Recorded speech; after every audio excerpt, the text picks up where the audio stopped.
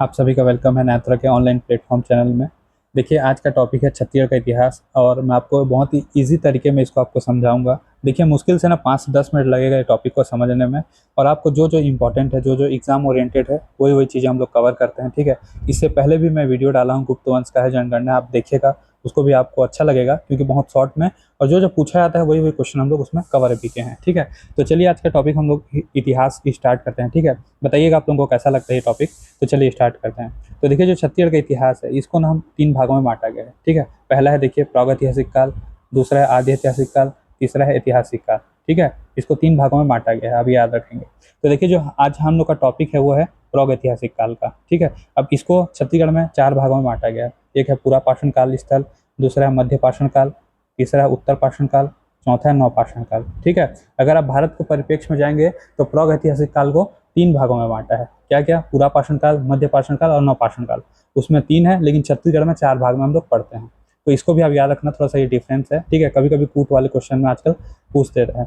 तो चलिए हम लोग देखते हैं पहला पूरा पाषाण काल को। देखिए देखिए, इसका जो इंपॉर्टेंट है वो है प्रमुख स्थल। ठीक है। जो पूरा पाषाण काल में जो प्रमुख स्थल है वो है पहला सिंघनपुर की गुफा। ठीक है। इसको आप याद रखेंगे। और ये सिंघनपुर की गुफा किस जिले में है? तो रायगढ़ जिले में स्थित है। बहुत ही इंपॉर्टेंट है, कई बार पूछा है कि सिंघनपुर की गुफा किस जिले में है? तो रायगढ़ में। ठीक है। और पूरा पाषाणकालीन स्थल है ये। फिर उसका देखिए अन्य में एक है छापा मारा, गिद्धा, भांवरखोल, सोनबरसा और अमर गुफा। और ये सब भी कहाँ स्थित हैं? तो रायगढ़ जिले में स्थित हैं। ठीक है। तो देखिए, इनके स्थलों को आप याद कर लेंगे क्योंकि इससे क्वेश्चन पूछता है। ठीक है। फिर आगे हम लोग देखते हैं सिंघनपुर की गुफा के बारे में।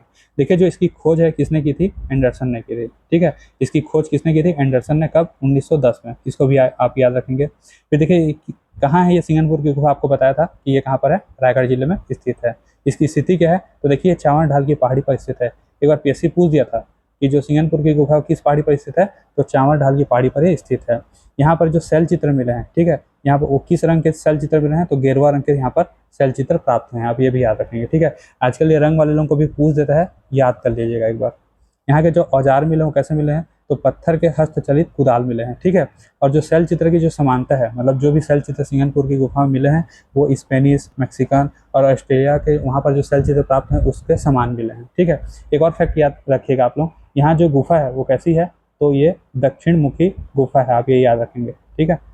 दक्षिण मुखी गुफा है ये, आप याद रखेंगे क्योंकि एक बार आ गया था, इसलिए इसको भी याद रखेंगे आप। फिर आगे बढ़ते हैं हम लोग। तो देखिए, जो इसकी विशेषता है क्या है? ये छत्तीसगढ़ की सबसे प्राचीनतम गुफा है। कौन सी? सिंघनपुर की गुफा।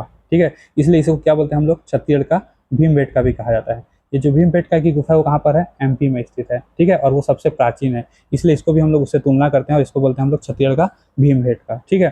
तो देखिए, यहाँ पर जो शैल चित्र प्राप्त हैं वो सर्वाधिक प्राचीन है। ठीक है। इसको याद रखेंगे। यहाँ पर जो शैल चित्र जितने भी मिले हैं वो सर्वाधिक प्राचीन है। और सर्वाधिक शैल चित्र प्राप्त जिला कौन सा है? रायगढ़। मतलब रायगढ़ जिले में सर्वाधिक ज्यादा शैल चित्र प्राप्त हुए हैं, इसलिए रायगढ़ को क्या बोलते हैं? शैलाश्रयों का गढ़ बोलते हैं। ठीक, इसको भी याद रखेंगे। आजकल कूट वाले सवाल बनाता है तो इसी तरीके से जोड़ देता है वो। फिर आगे बढ़ते हैं हम लोग। देखिए, मध्य पाषाण काल को पढ़ते हैं। ठीक है। तो देखिए, मध्य पाषाण काल में जो प्रमुख स्थल है वो है कबरा पहाड़। तो कबरा पहाड़ कहाँ पर स्थित है? तो ये भी रायगढ़ जिले में स्थित है। ठीक है। और बस्तर में कौन कौन सी जगह स्थित है मध्य पाषाण कालीन के? तो देखिए, पहला है कालीपुर, राजपुर, गढ़ चंदेला, भातेवाड़ा, गढ़ घोघरा, खड़क घाट। ठीक है। इसको आप याद रखेंगे। ये सारे जगह इंपॉर्टेंट है, कभी कभी आपको कूट में या सही जोड़ी में जमाने के लिए दे देता है, तो सारे जगहों का आप याद कर लेंगे। तो देखिए, जो मध्य पाषाण काल की विशेषता है क्या है? यहाँ पर ना लाल रंग की छिपकली मिली थी। ठीक है। यहाँ पर लाल रंग की छिपकली प्राप्त हुई है। घड़ियाल है, सांभर है, पंक्तिबद्ध मानव के समूह यहाँ पर मिले हैं। ठीक है। और सूक्ष्म और लघु पाषाण औजार प्राप्त हुए हैं। सबसे प्रमुख विशेषता इसकी यही है कि यहाँ पर सूक्ष्म और लघु पाषाण मिले हैं। ठीक है। ये सब विशेषताओं को पूछता है आजकल, तो इसको आप याद रखेंगे। ठीक है। तो उसका देखिए, उत्तर पाषाणकालीन स्थल में है धनपुर। तो धनपुर कहाँ पर है? तो गौरेला पेंड्रा मरवाही में स्थित है। ठीक है। महानदी घाटी, महानदी घाटी कहाँ पर है? रायगढ़ जिले में स्थित है। बस ये 2 चीजें हैं, 2 स्थल को आप याद रखेंगे। ठीक है। बस स्थल ही पूछेगा इसमें, इसमें ज्यादा कुछ उसकी विशेषताएं नहीं है। फिर आगे बढ़ते हैं हम लोग। देखिए, नवपाषाण काल में सबसे प्रमुख स्थल है चितवा डोंगरी। ठीक है। तो देखिए, जो चितवा डोंगरी वो किस जिले में स्थित है? तो बालोद जिले में स्थित है। ठीक है। कई जगह आपको मोहिला मानपुर, अंबागढ़, चौकी भी दिखेगा, लेकिन वो नहीं है। ठीक है। बालोद जिला आ गया है। इसके जो खोजकर्ता थे वो कौन कौन थे? तो रमेश नारायण मिश्र, भगवान सिंह बघेल। ठीक है। इसको एक बार पीएससी में पूछा था, आप याद रखेंगे। ठीक है। एक बार पीएससी में सवाल आया है कि इसकी खोज किसने की थी? तो रमेश नारायण मिश्र और भगवान सिंह बघेल ने की थी। ठीक है। यहाँ पर भी जो शैल चित्र प्राप्त है वो किस रंग के? गेरुआ रंग के।